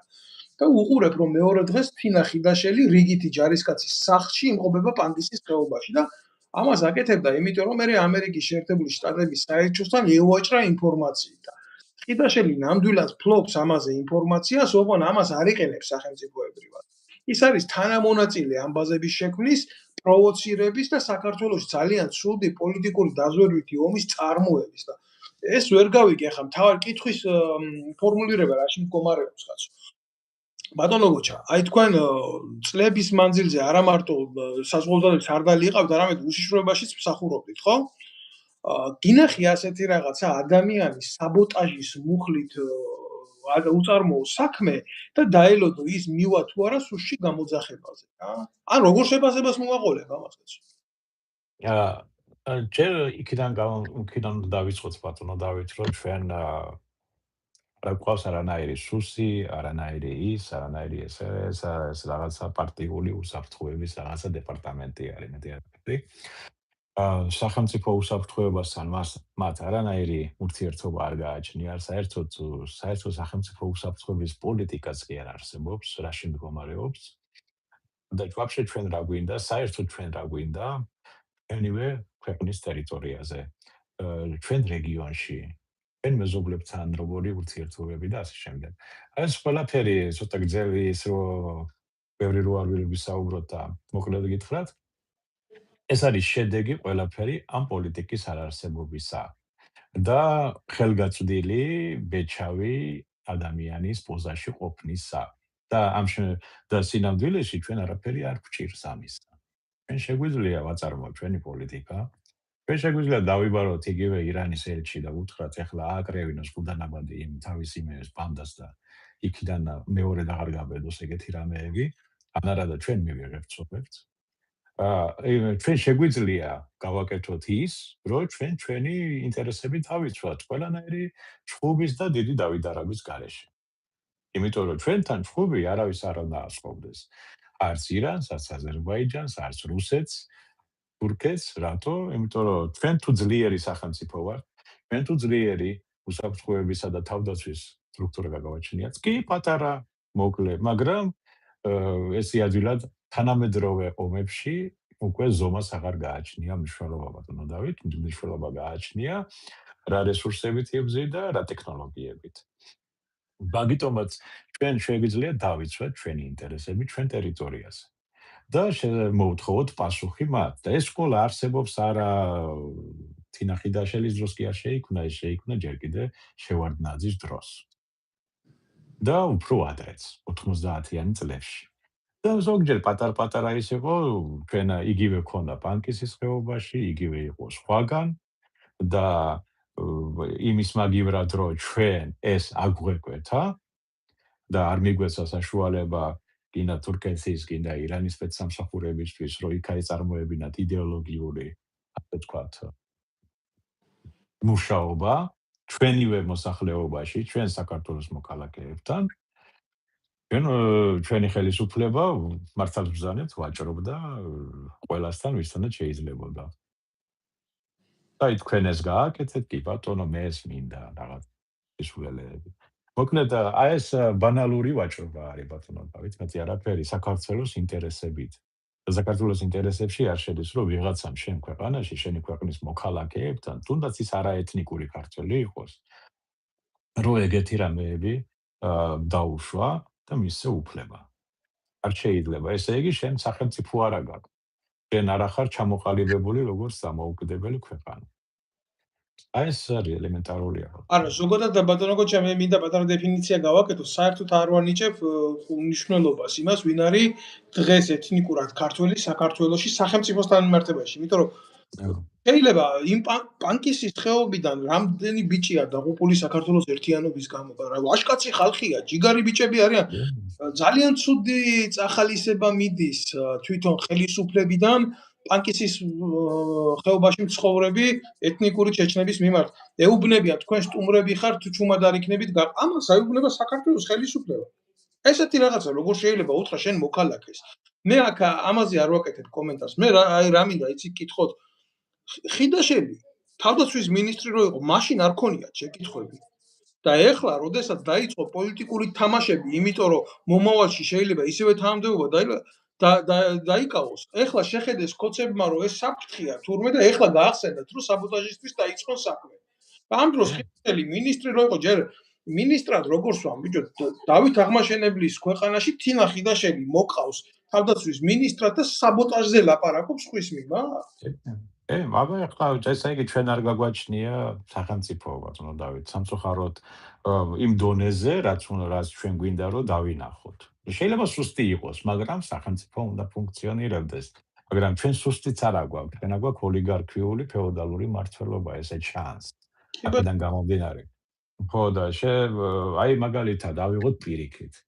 აბა ვინმე დართავს, თქვა საპატრიარქოს დროშის ქვეშ, ფეიდანში, რომ გახსნას პატარა ოთახი და წაუკითხოთ ფსალმუნები იქაურ ფეიდანელ ქართველებს. მაგის უფლებას მისცემენ? ხო და არ დატოვოთ რა თქვენი სიტყვა ძალიან რა უფლებით აკეთებდა თინა ხიდაშელი ქართულ ყაზარმებში მეჩეთების გახსნას და შემოტანას რელიგიური საკითხების ამას შეკითხვას უსვამ საქართველოს ხელისუფლებას. ამაზე ტელეფონოგრამა არსებობს, მე მაქვს წაკითხული, როცა ქალბატონი თინა მინისტრი იყო. მაშინ ეს არ იყო საბოტაჟი და რელიგიურ ნიშნით პროვოცირება? რა იყო ეს? ახლა გეტყვით, მასე არ ფიქრობდნენ საერთოდ, დავით, იმიტომ რომ ადამიანების უმეტესობა გადავარდნილია, რომ ფაქტიურად ახლა ქალბატონი თქვენ რასაც ბრძანებთ, ეგრე იყო, ესე იგი ადამიანი ფიქრობს, რომ საქართველო არის სადღაცა ოკლაჰომას ადგილზე, შუაგულ ამერიკაში და არაფერი ემუქრება და დემოკრატია უნდა ყვაოდეს და ყველას ყველაფერის უფლება უნდა ჰქონდეს და ასე შემდეგ. და ჩვენ არა ვართ არც ოკლაჰომის ადგილზე, არც შვეიცარიის და არც მაგადასკარა და ახალი ზელანდია, რომელიც გარშემორტყმულია წყლებით. ჩვენ ისეთ რეგიონი, ანუ ადამიანებმა არიციან საცხოვრო. ეს არის. და ვინები არიან ჩვენ გარშემო და იმათ რა შეუძლია ჩვენ წინააღმდეგ. ანუ მაგის წარმოდგენას წარმოსახვის დონეზეც კი ვერ არიან. ანუ ბატონო გაჩენილები არიან რაღაცა ადამიანის უფლებების რაღაცა დოგმებში, რომლებიც სადა კავკასიაში, სადაც ჩვენი მოსაზღვრე არის აითოლების, ისა რა ქვია, რეჟიმი და იქით მხარეზე ტალიბანები არიან, შორს კი არ არის, რაღაც 400-500 კილომეტრი არის და ჩვენი შიქრ ვარ გადავიდა, აგერ ჩეჩნეთია, რაღაც ფეოდალური სახელმწიფო. და დაღესტანი და ისინი რომლებიც სულ ზღაფავენ ისეთი გვირგვინებს იქ ფეოდალიზმი ფაქტიურად რეგიონალური და ეთნიკური. 9 დღე მიმდინარეობს ომის, 9 დღე მიმდინარეობს და ამ ძიმე მეცხრე არ არის ხო პატარა გინდა მოუმზადებელი იყოს ამერიკის შეერთებული შტატების არმია პოლიტიკურად, სტრატეგიულად, ტაქტიკურად ამ ომისთვის თუ არ იყოს მოუმზადებელი, აქ არის კაცო გიგანტური სახელმწიფოების თანაფარდობა და არის შენი მდგომარეობა, შენ ვინახარ, ვასალიც არ ახარ რა. ხო და იმათმა დაიწყეს და ესენი კიდე 9 დღე უძლებენ ამ ხელა სახელმწიფოების შეტევას. ეს არ არის ერთი სახელმწიფოს ზონი, აქ ჩართულია ირანის ირგვლივ მინიმუმ 10 ქვეყანა რა და როგორ ბომბავს ირანი თუნდაც დუბაის და როგორი ეკონომიკური ზარალები გამოიწვია ამან და ეკონომიკური კუთხით თქვენ აღნიშნეთ საერთოდ ის მოხდა პარალიზება საავიაციო სამოქალაქო მარშრუტების, ხო? ნუ ახლა ამას არ ჩაუღრმავდეთ და ამ დროს შენ გამოდიხარ აგერა საქართველოში და ტელევიზიით აცხადებ, რომ საქართველოში არსებობს ტერორისტების სკოლა. და პასუხი არ გინდა ამ ყველაფერზე გაცე დეტალურად? კარგად იცის თინა ხიდაშელმა რომელ ტერორისტების სკოლაზეც ლაპარაკობს, რომელ დემოკრატიაზე ლაპარაკობს ბატონო გოჩა, ჰიპოთეტურად თქვით ეს, მაგრამ ხო ოკლაჰომაში კი არა, აგერა ვართ ირანის საზღვართან და აგერა ვართ აზერბაიჯანთან და თურქეთთან ვართ აგერ ახლოში და უფრო მძიმე და უფრო მყიფენი ადაგის მიმდებარე ტერიტორიაზე ვართ, რომელიც ასე შეიძლება აიწეს და ქვევით აღარ დავიდეს. და ბატონო აცხადებს ისეთი ქალი, რომელმაც მოსპო საქართველოში სამხედრო ავიაცია, სოსო სურაული პირველი კლასის ფრინავი კონგოში წავიდა და იქ ჯუნგლებში მოკლდა, ხმა არ ამოუღია ამის გადაწყვეტილებების გამო და ესეთი ქალი თავდაცვის მინისტრი და არა ვიღაცა NGO-ს უფროსი, მაშინ ჩადის ჩემ რიგით ჯარისკაცთან პანგისის ხეობაში. ეს არის ძალიან ისეთი მაგალითები, რომლის სურათებიც მაქვს მე დადებული, ამას ჭირდება საქართველოს ხელისუფლებიდან პასუხი. გაკეთდა ეს განცხადება ტერორისტული სკოლების არსებობის შესახებ? ან იქნება თინა ხიდაშელი პასუხისგებაში მიცემული, ან იქნება ამაზე სამართლებრივი შედეგი დადებული, ან საქართველოს ხვალდაზე ამაზე გადაიხდის პოლიტიკურ ფასს და მე თქვენ იქნებით ამაზე პასუხისმგებელი ქართული ოცნება. სხვა შეფასება ეგრეც არის და მაგრამ აქ ახლა იცით რა არის ბატონო დავით ეს მარტო თინახიძეში არ არის პოლიტიკა იყო ვიზორიას დროს რამდენი ოფიცერი გაუშვეს 3000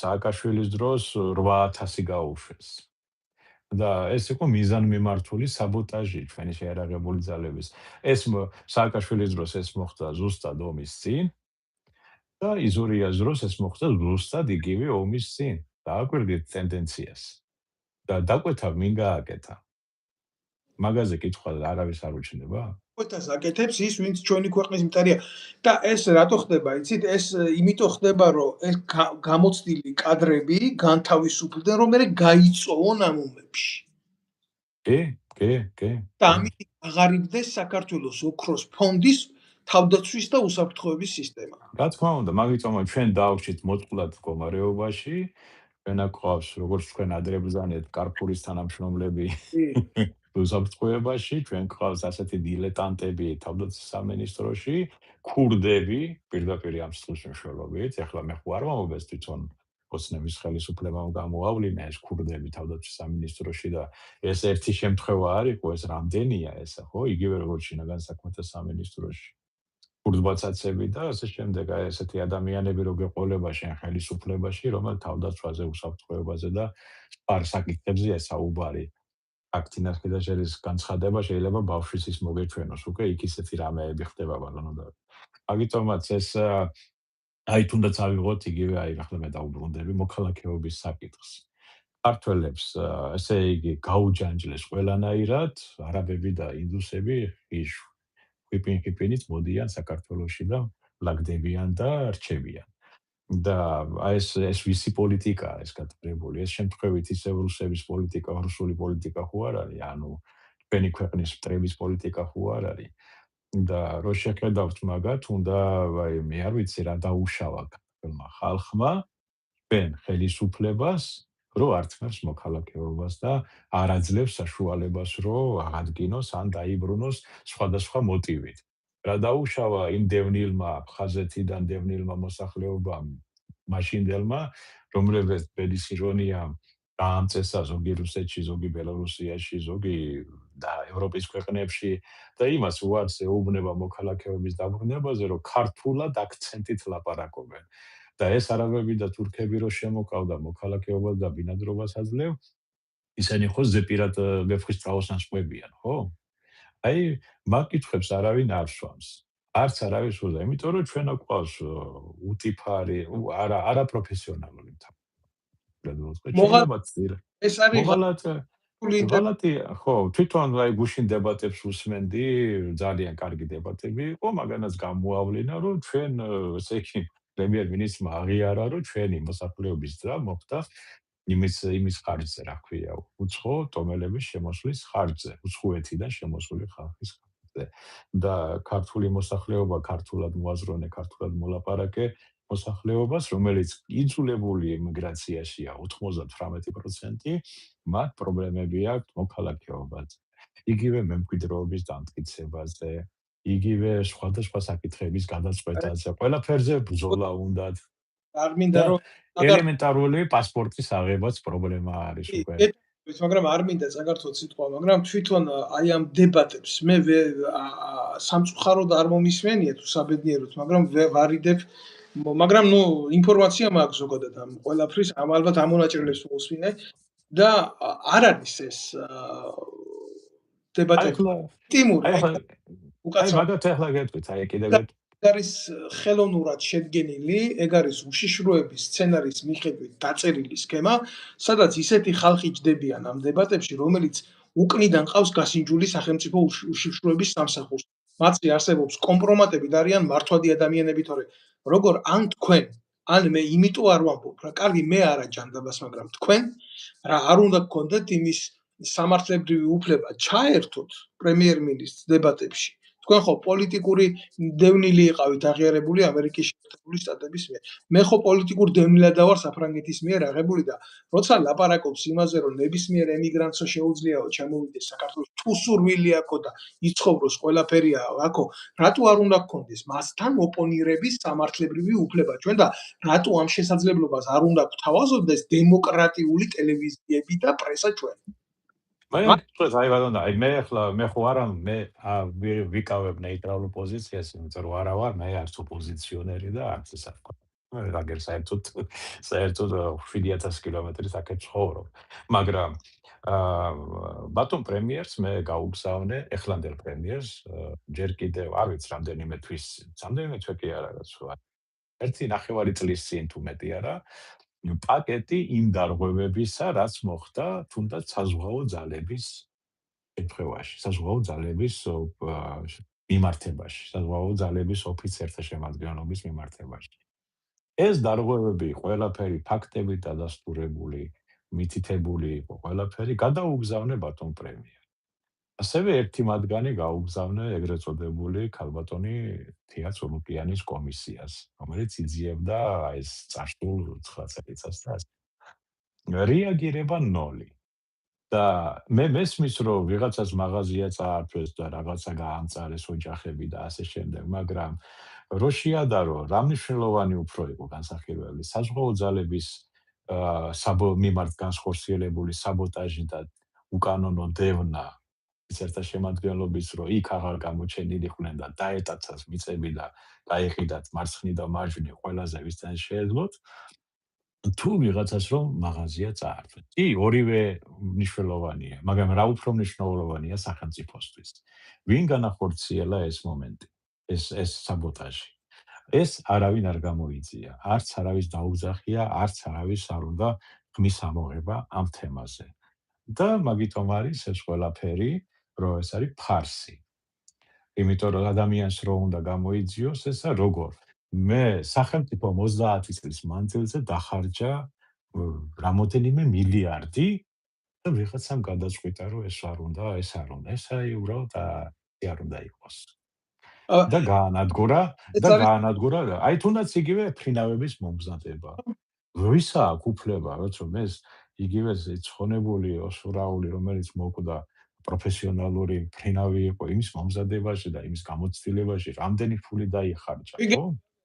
ერთი ფრინავი რომ მოამზადოს სახელმწიფომ 75 კილო ბაჯაღლა ოქრო უჭირდება. ხო და ვინ ჩემი ფეხები იყო იგივე ის ადამიანი რომ გაუშვეს სახში. ანუ მე გადამხდელმა ფული გადავიხადე რომ მე მომზადებული ფრინავი მყავდეს და ვიღაცა ჭეკლასის ნაბიჯვარმა ის გამიგდო ის ვინ შეფეხებია ის ხო აი ბოდიში ახლა ის უჩური მასავით გამოდის მე ესე მაგრამ აი ესეთი დამოკიდებულება უნდა ქონდეს საზოგადოებას თავრობის მიმართ მე ფულს გიხდი არა იმაში რომ შენ ზღაპრები მომიყვე მე აქ პრობლემა უნდა მომიგვარო ეკონომიკაში სოფლის მეურნეობაში საზღვაო ინდუსტრიასზე და არ ახავს ის რომ ხახვი შემოდიოდა ირანიდან და კიდევ საიდანღაც მერნეულში აღარ მოხავს ხახვი და მოკლედ აი თელი რიგი პრობლემებზე არ საუბრობენ და 3-4 მილიარდი აქვს მოგება ბანკებს 3 მილიონიან ქვეყანაში.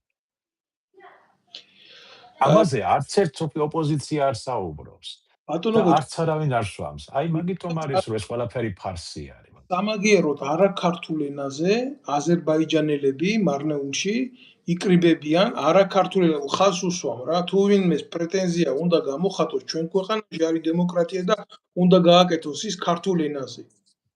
ასევე ისრაელის ელჩი ძალიან ცუდ ტონს აავლენს ამ ის მისი ქვეყნის ინტერესებს იცავს, მაგრამ ესენი ამის უკან ვინ დგას, ამის უკან ხო დგას ერთი რაღაცა მე ნამდვილად ვიცი რა, ეს არის საქართველოს უშიშროების სამსახურის სისტე და სახელმწიფო საგარეო საქმეთა სამინისტროს არ არსებობა, მაგრამ ასეთ ესკალაციებში ბატონო გოჩა ეს უფრო მეტად მნიშვნელოვანია ხახვი საიდან შემოვა და კარტოფილი საიდან შემოვა, იმიტომ ხვალ შეიძლება საერთოდ ეს ბუტაფორიული სახელმწიფოებრიობას დავყაროთ რა. რა თქმა უნდა, ეს სპეციალურად არის გაკეთებული დაყვანილი, რომ საქართველოს სახელმწიფო ჩაითვალოს არ შემდგარ ქვეყანად, ბატონო, სახელმწიფოდ უფრო ქვეყანა კი იქნება, მაგრამ არ შემდგარ სახელმწიფო და არ შემდგარი სახელმწიფოს ნიშნები რა არის?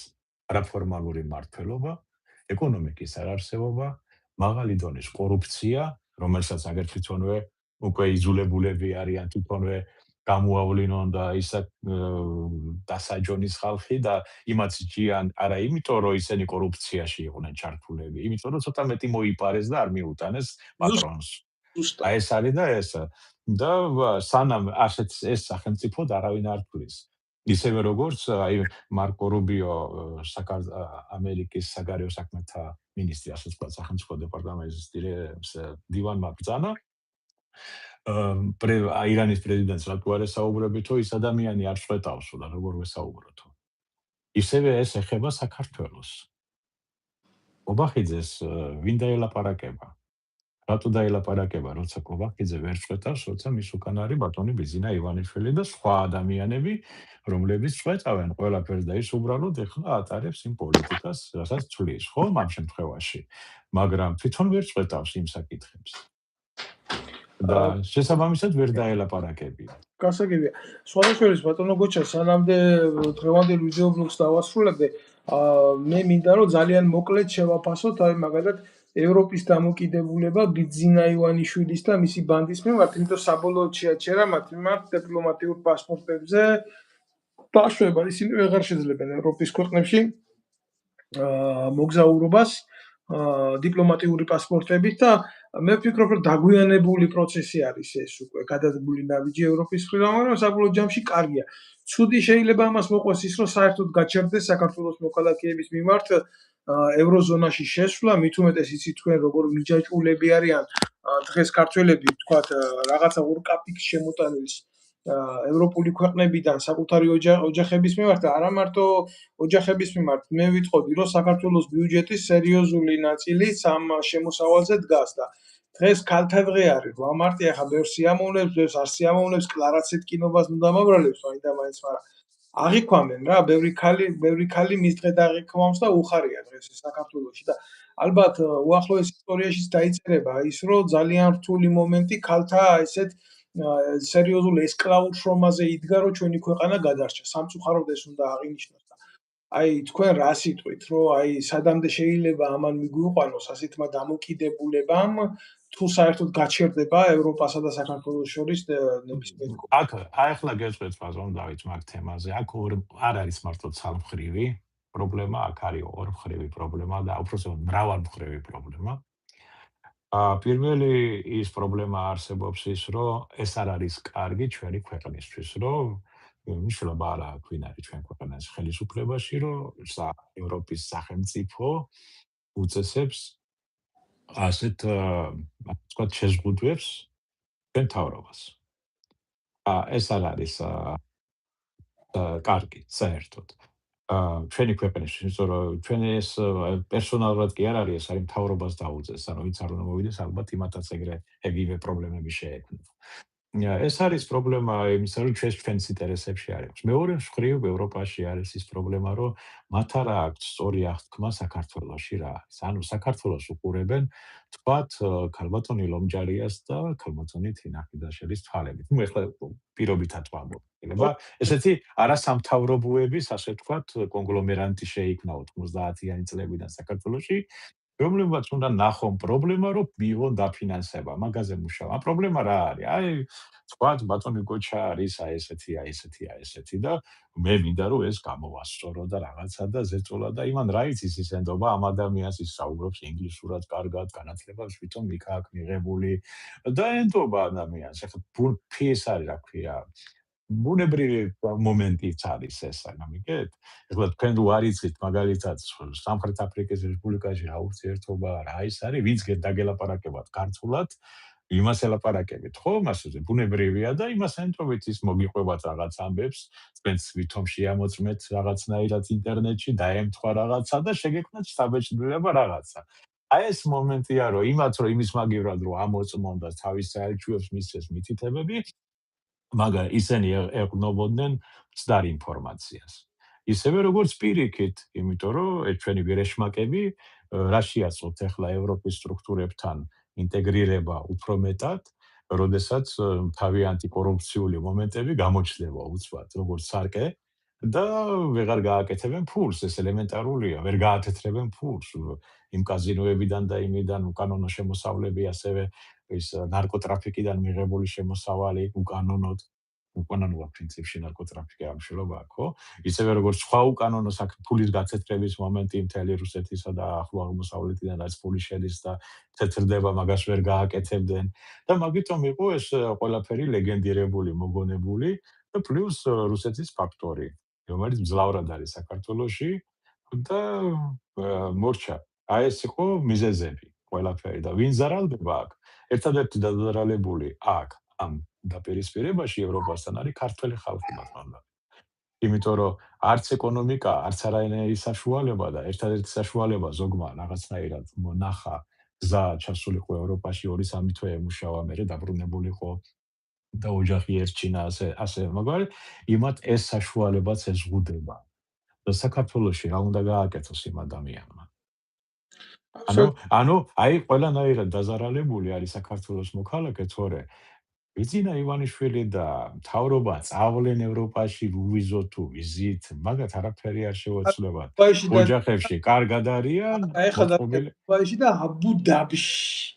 სხვადასხვა რა ბოდიში გიხდით რა, მადლობა პირველ რიგში თქვენი ესეთი ჯანსაღი შეფასებისთვის და იცით რა ფაქტს აღნიშნავ, აი ეს ევროპაში რო ვერ ჩადის უკვე კალაძე თბილისის მერი და სახე ქართული ოცნების აბუ-დაბიში იყო დასასვენებლად და იქედან რო ვერ წამოვიდა ესეთ სახელმწიფოებრივ თემად გაასაღა თურმე სახე მიიღო ტანჯულის რომ თავზე რაკეტა გაუსკდა და ქვეყნის ერზე და მომავალზე ფიქრობდა თურმე აბუ-დაბიდან და ესეთ კურიოზებს ვაწყდებით კი თვითონ დროფი ტრავს და დროფ თავაზობს ამ პოლიტიკურ ვიზაჟებს მაგრამ აი საერთაშორისო ბატონ კახიკალაძე უთხოვდი ერთ რამეს აქ მექსიკელები ჩამოდიან მუშაობენ აქ სახლებს აშენებენ რაღაცებს აშენ კომპანიებით რა სეზონურად მუშაობენ და ამ წინებზე შემთხვევით გასგასამართო სადგურზე ჩემ მანქანაში ვიყვანი ბენზინის ჩასასხმელად და იქ მექსიკელი მუშაობდა და აქცენტით საუბრობდა და მეკითხა საიდანა ვარ როგორ ვარ და ეს რამდენიმე იყვნენ რა იქ მანქანები და თურმე ფეხბურთის ფანები ყოფილან და თბილისიო და ხოდა კახიკალაძეო ფეხბურთელიო მილანში რო თამაშობდაო და პარაცხელია ანუ ეს ახსოვდათ მექსიკაში წარმოიდგინეთ ფეხბურთის ფანებს აი ყველაზე ცუდი ის არის რომ სახელს გაიფუჭებს ადამიანი ასეთი პოლიტიკაში მონაწილეობით და პოზიტიურია იმის მაგივრად რომ პოზიტიურად გამოყენებულიყო მისი ფაქტორი ხო თუნდაც თბილისის მერობაში არა ყოფილიყო მე არაფერია მაგრამ მისი სახე ევროპაში და ფეხბურთის მოყვარულებში ეს იგივე პოლიტიკაა FIFA და ეს UEFA და ასე შემდეგ ეს ყველაფერი UEFA-ს თამაშები ეს ყველაფერი არის პოლიტიკა ბანონდა არა მარტო ფეხბურთი და გართობა არის პოლიტიკა ერთელი ინდუსტრია არის ამას სწორი მიდგომა უნდოდა უკაცრავად ქართველებს კარგი ნათქვამი გვაქვს რომ თავის სახელის გატეხვაზე თავის გატეხვა ჯობიაო რა და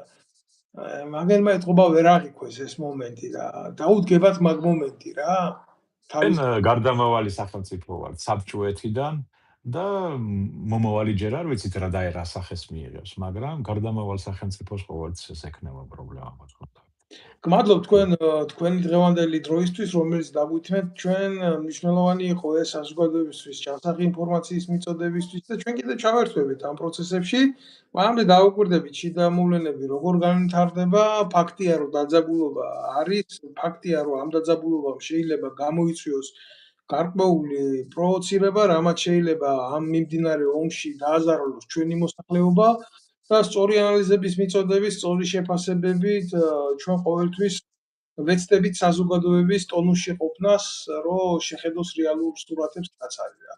მადლობ თქვენ ყურადღებისთვის, გისურვებთ მშვიდობას. დიდი მადლობა. გისურვებთ კარგ კვირა დღეს ყველას და მშვიდობას რა თქმა უნდა. დიდი მადლობა.